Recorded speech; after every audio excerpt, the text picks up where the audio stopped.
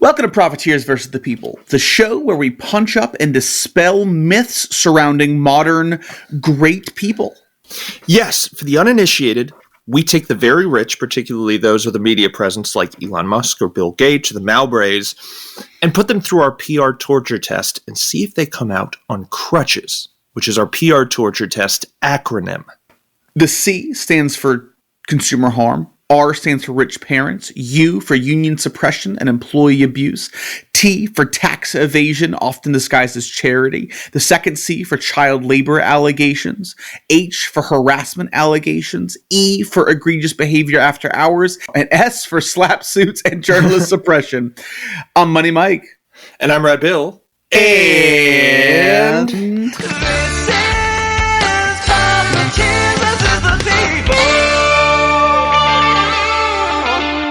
So, if you've been following our little podcast for any amount of time, you've probably noticed that we tend to do our main episodes on people as opposed to corporations.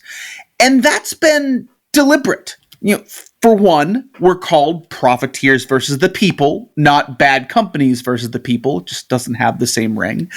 And second, when we were first concocting our methodology way back in the beginning, we wanted our listeners to be able to associate the stories we tell to a specific face.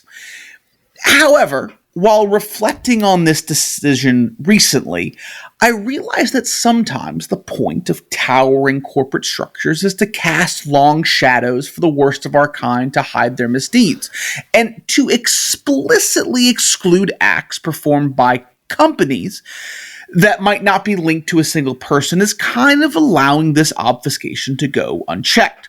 So, for this episode, we'll be naming names where we can find them, but our focus is going to be on the absolute devastation caused by the Swiss food giant Nestle. Come join us as we explore Nestle's rich history. Chapter 1. Henry Nestle and the Era That Made Him. So in 1866, Henry Nestle, a German-born aspiring businessman in Switzerland, had his first big break. Well, his first big business break. Yes. His family already held at least some power, as several of his relatives would serve as mayors in Germany for boroughs like Dornstetten, Freudenstadt, Nagold, and Sulzamnecker. Yep, his intention from the outset of his career was obvious. He wasn't a man for charades, it was to make a lot of money. In pursuit of this intention, he began throwing the money he did have all over the place. He invested in rapeseed production, which is apparently the name of a real thing. Yeah, and a bummer of a name, too. Oh my, right? And the production of nut oils, alcohol, carbonated water, though only for a time, and then gaslighting and fertilizers. Powers, mushes, and juices, basically. Yeah, I fucking love that this is what real old money means, by the way, is that your great-great-grandfather's great-great-grandfather got into peddling some mush before the light bulb came to be, or was like rooting around in some hole and found some sludge. And, like, their grandfather was also the mayor of some town you've never heard of, and the rest is just history. Gilded, shadowy history. The other thing that Henry did was change his last name from Nestle to Nestle by putting a little tilde over the E to better assimilate. I had no idea that's what the tilde did. I was just going to say Nestle and Nestle. I know. Nestle.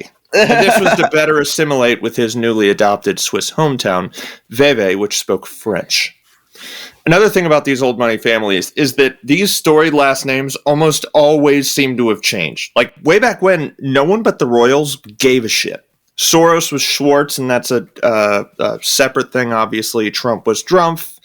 Screw it, Nestle with a little hat on the E, sounds more French. Right. This seems to be pretty common reasoning for such a change, though for the Soros family, as I mentioned, there was obviously external influence for many. It seems to be just I moved, so I changed it. No big deal. We're in a French-speaking country now, so dis bonjour à mon croissant. I don't know what that means. It means say good morning to my croissant. Ah, nice. Thanks. Yeah, a little bit of French action there. Anyways, Henry Nestle's big break came in 1867 when he took note of a problem that wasn't adequately addressed in the Victorian era. Now keep in mind, in the Victorian era, not being quote unquote, adequately addressed meant that there wasn't anyone inventing a deadly goop they could feed to people to address that specific problem. Just to put this into perspective, this is a time scientifically when we knew just enough to kill people in horrible ways.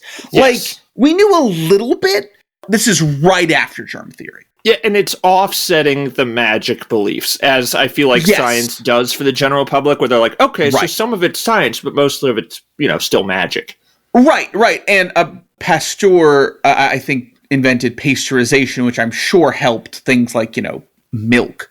But at this point, I feel like even if we knew what a germ was, antibiotics wouldn't come around for another, 50 years, I want to say? A long time. Yeah. Bringing this back to your original point, we knew enough to throw chemicals together and they would probably kill you in a horrible way. We knew that random combinations of chemicals sometimes exploded. A lot of people knew all this stuff was dangerous and they'd still partake. Archibald, bring Mommy her arsenic face powder and your lead lace bottle for your little brother, will you? Was that good? Was that good? That was great, actually. I really liked that. Maybe it was a death wish type thing, or maybe all the illnesses battling for your life made being alive feel more trivial. If something man-made didn't get you, TB, pneumonia, scarlet fever, smallpox, influenza, typhoid, cholera, and regular old heart failure, we're all waiting in the rafters for the next swing. Regular old heart failure was a best case scenario. You were like, I hope I can go till my heart gets out because all of these other microbes are trying to kill me first. Yeah, and most of the solutions for treating these ailments, they kind of take you back to square one, like inventions that'll probably kill you or medicine that will probably kill you.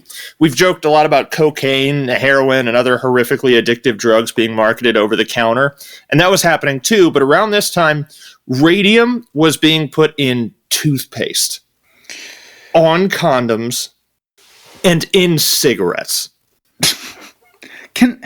So do you think that radium in a condom would make it a better or a worse experience? It would make it a brighter experience.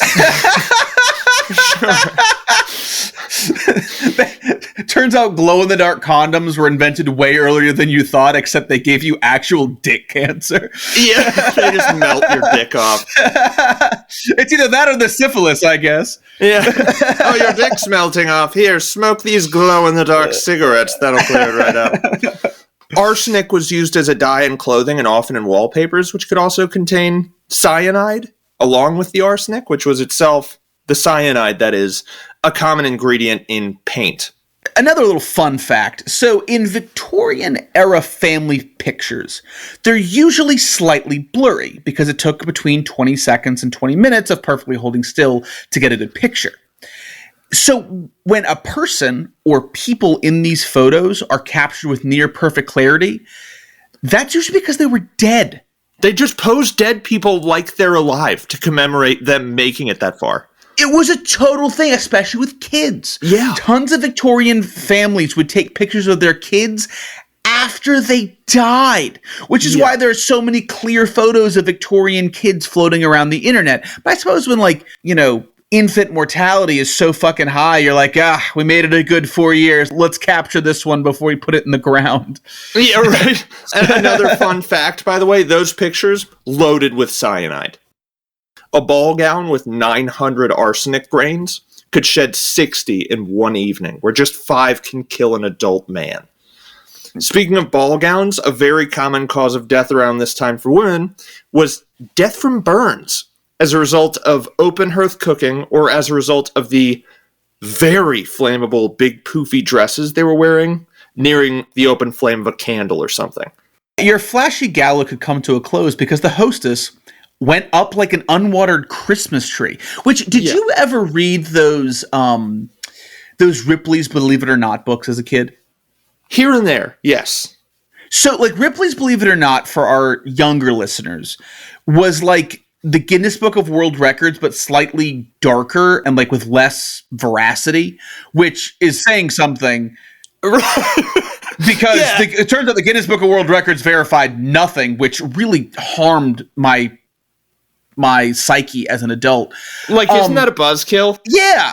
They had this whole page about spontaneous combustion and all of these quote unquote verifiable cases of spontaneous combustion. And they were all like Victorian era or maybe a little after.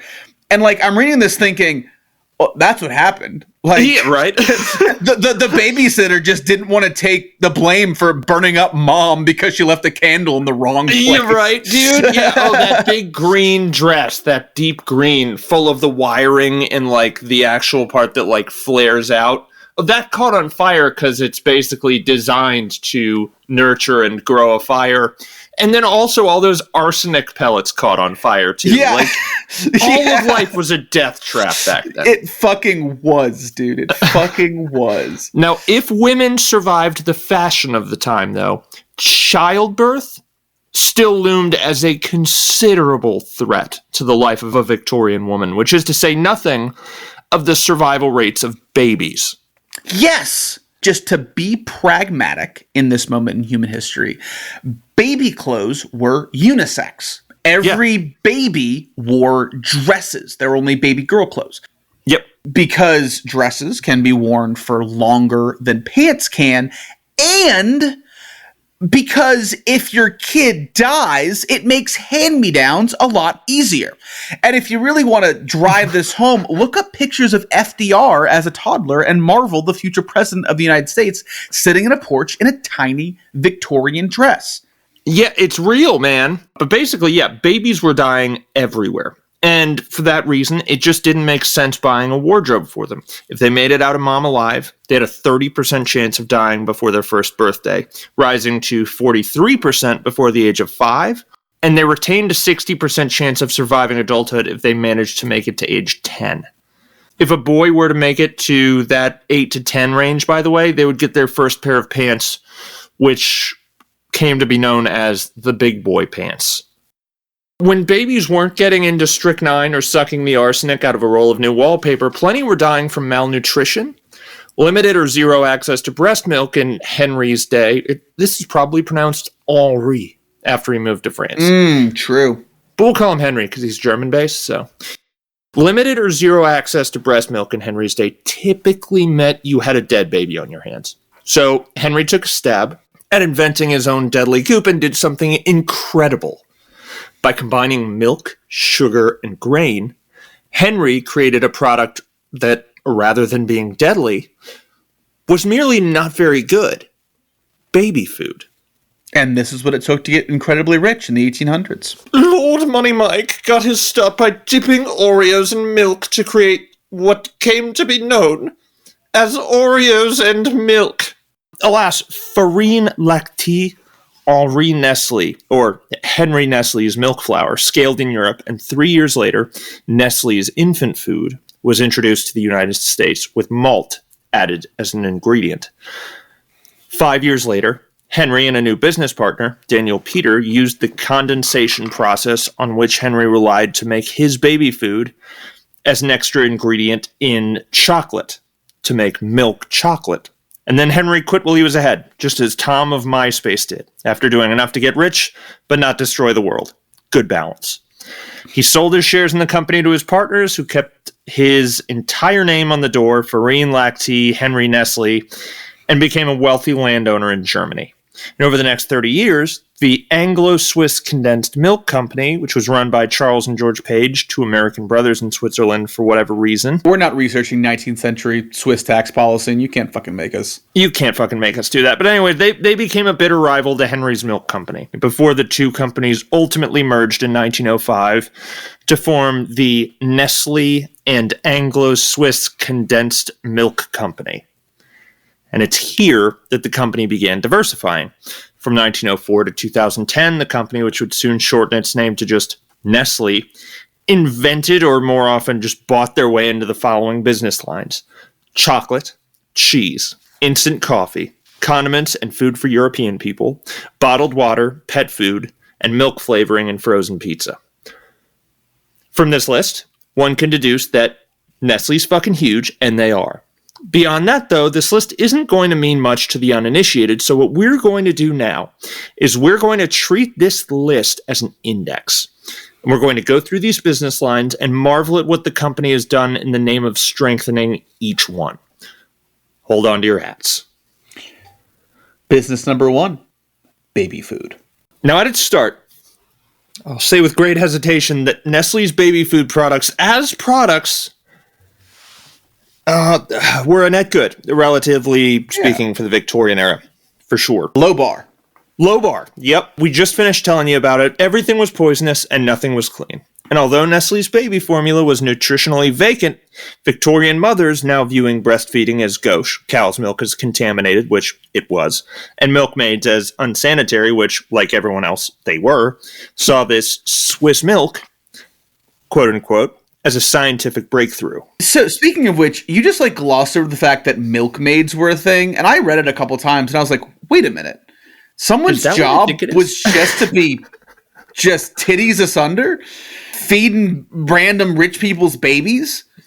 Yeah, that's not just a porn kink. That was a real thing. Oh, and it sounds like it was probably, I bet it hurt a lot, but I bet that was a pretty relaxing job overall. I hope they were well paid. Not researching that, it's too much porn to wade through. Yeah. I will never get anything done. Don't want to awaken something in me, okay? Speaking of titties, so I saw this video, and I don't know if this is true. To be clear, the video was not porn. But apparently, primates and humans are the only 2 species of animals that have sex face-to-face. Oh. Missionary is a very human thing. Most other animals have sex facing away from each other. And this researcher posited that is where the sexualization of boobs comes from. Because we have sex face to face. And our sexualization of butts comes from when we were still having sex animal style. Which isn't that a style of burger? But anyway, yeah, so... I hope it is. I want to order an animal-style burger. I think In-N-Out has an animal style. It's a thing, which now I'm just realizing the sexual connotation there. But, yeah, gross. But yeah, this is not related to our podcast. I'm sorry. I'm just over here talking about titties. No, it's all good. So, the problems really began here when Nestle leaned into this scientific breakthrough language that was so embraced. The Swiss milk thing, everything else is gross, but this is okay. Which they began doing when Henry Nestle was still at the helm, almost immediately, relatively speaking. This was within the first decade of life of a 150-year-old company. In the grand scheme of things, moments after conception. In 1872, with seemingly no written law on what a company could or couldn't say, Nestle fell in line with the rest of the industry by releasing ad copy disguised as academic research and seeking testimonials from doctors and scientists. Our regular listeners, shout out to all of you, we love you, are probably having flashbacks to the Sacklers here.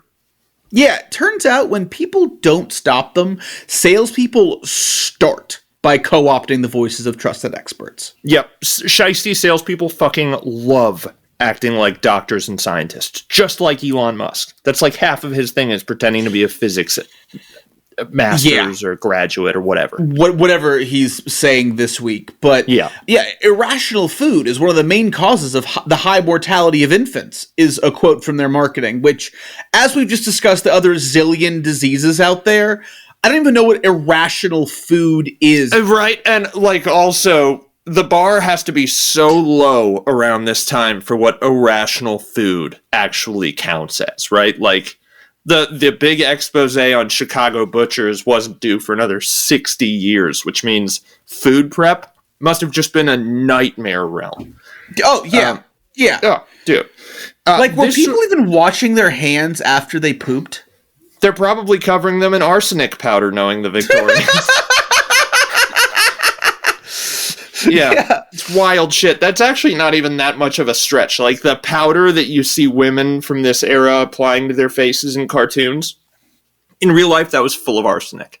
It's crazy shit. Women would just take arsenic baths. But this sort of effort The effort that Nestle is undergoing right now, as we're describing it, requires building alliances and ingratiating yourself among communities of experts, which Nestle very much did. In Henry Nestle's day, marketing efforts were heavily focused on doctors and pharmacists who were visited by salespeople for the company and given brochures and free samples. Some committed to prescribing baby formula to patients, in which cases Nestle sought positive testimonials that they could publicize and circulate to other medical professionals in the brochures they gave out. And before long, you had ads that said things like, Nestle's Fairy and Lactae has been recommended for more than 30 years by premier medical authorities. Yeah, so this marketing does two things. Number one, suddenly Nestle's product sounds like medicine. Yeah. Big time. The other thing it does, very covertly, is it omits the role of Nestle's advocacy in these medical and scientific circles and manufactures the impression that doctors happened upon this product of their own volition. It was a discovery for a problem they were running into over and over again. And as a result, the baby formula being peddled by Nestle and their competitors could don the sleek scientific veneer of a medical breakthrough and spread throughout Europe as such. Ironically enough, it was medical experts in the US who first expressed concern over the proliferation of these products. Babies, they postured, might be a little fragile. Yes, it's easy to kill one of these things. Most substitutes for breast milk in the US around this time were made in labs and individually tailored to a specific baby's needs. The widely accepted alternative, though a distant second to the stuff made in the lab, was the stuff made at home on the family's kitchen counter. This way, at least, the concentration of specific ingredients, mostly crushed up cereal, sugar, and milk, could be monitored and adjusted should the need arise. The mass-produced stuff that everyone's now treating like medicine has a secret formula, which is only fun in SpongeBob. Yeah, academics hate it when companies don't tell people what's inside the products they're giving to babies. It's a pretty well-established cliche. Yeah, like, get out of the way of innovation, Mr. Scientist. Yeah, we're going to move fast and break things here. Even like if those babies. things are babies. Fortunately for Nestle, academics and doctors around this time, didn't commiserate at all.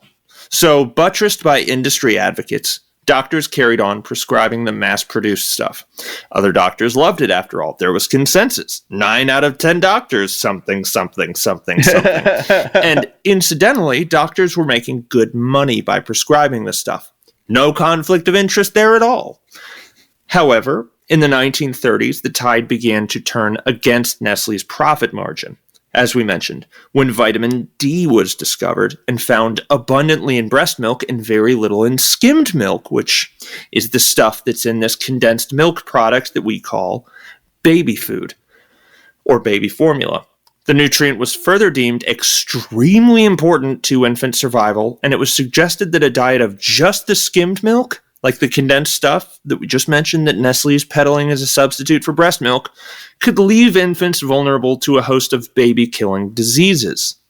And here, it was no longer just academics fretting about the dangers of marketing condensed milk as baby formula, and apparently in the past, Nestle has indicated some remorse over the decision I'm about to describe, but even as doctors and public health authorities joined in on the opposition and demanding that they stop, the company carried on selling the product directly to new mothers and carried on including use instructions on the package, again like it's a medicine.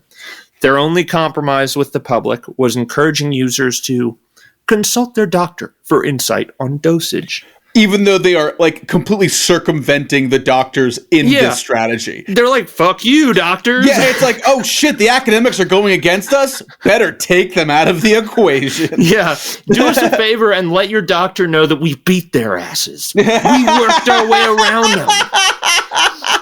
Nestle's explanation for the decision to ignore experts was that there was a great deal of competition in the market. An excuse that either rebuffs the entire philosophy of a free market or is just stupid nonsense.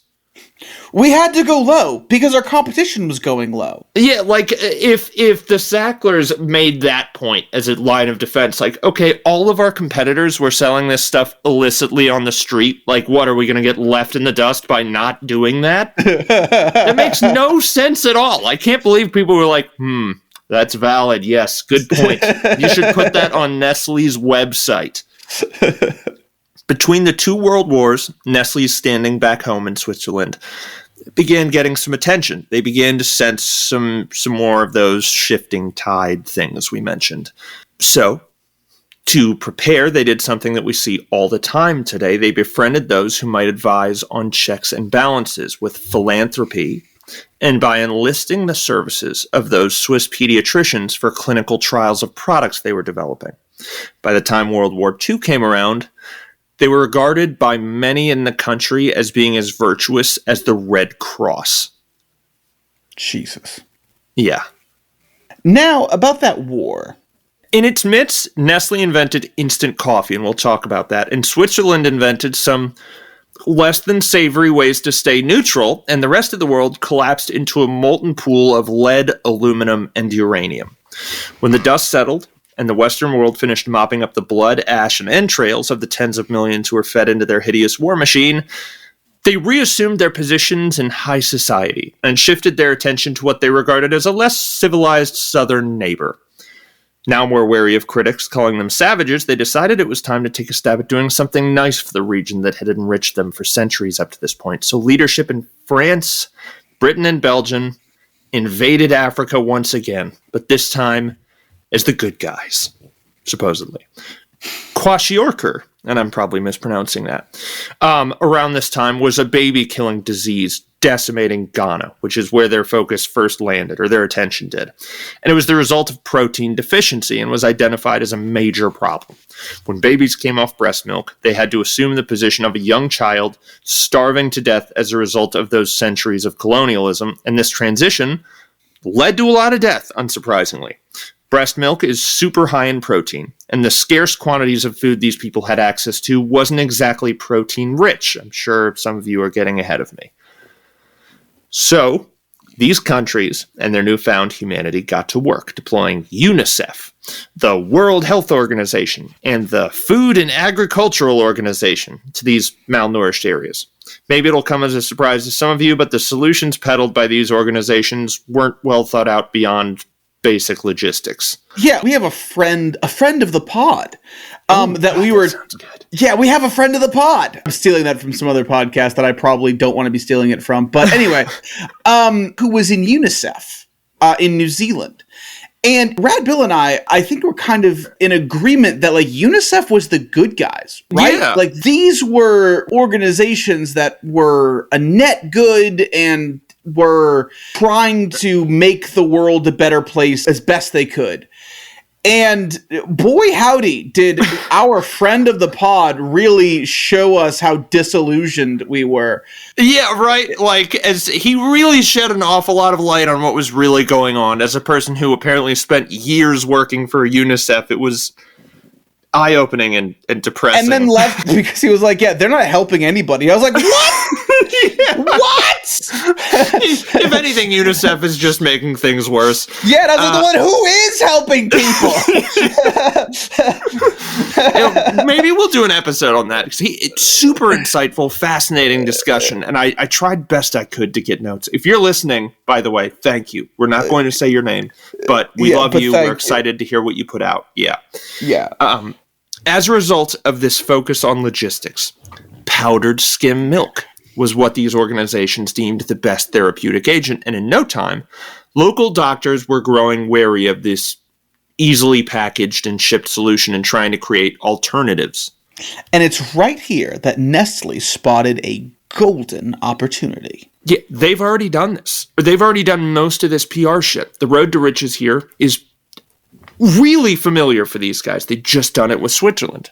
Cozy up to regulators and apprehensive experts with philanthropy and involvement in clinical trials for products and development, that whole thing. And boy, howdy, did they traverse that route.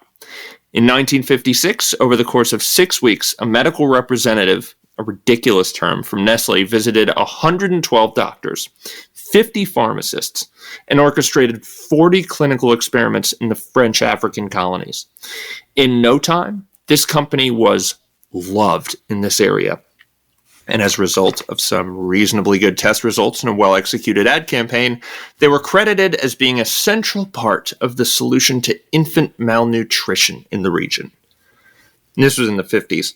A few decades later, the world took another look at Nestle's work on the continent, that is Africa, as well as the work of other formula giants, and arrived at a different conclusion, which was paraphrased well in a pamphlet titled Baby Killer. That really sends the message across. Yeah, doesn't that change the vibes? Boy.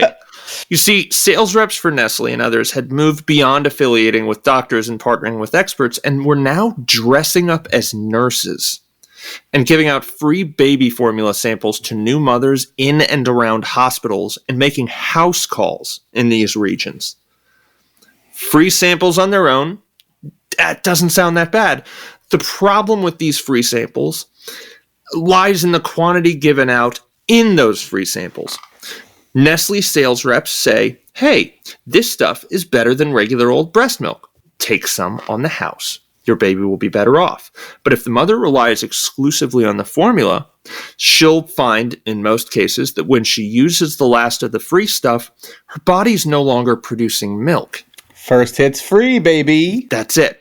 This is intentional.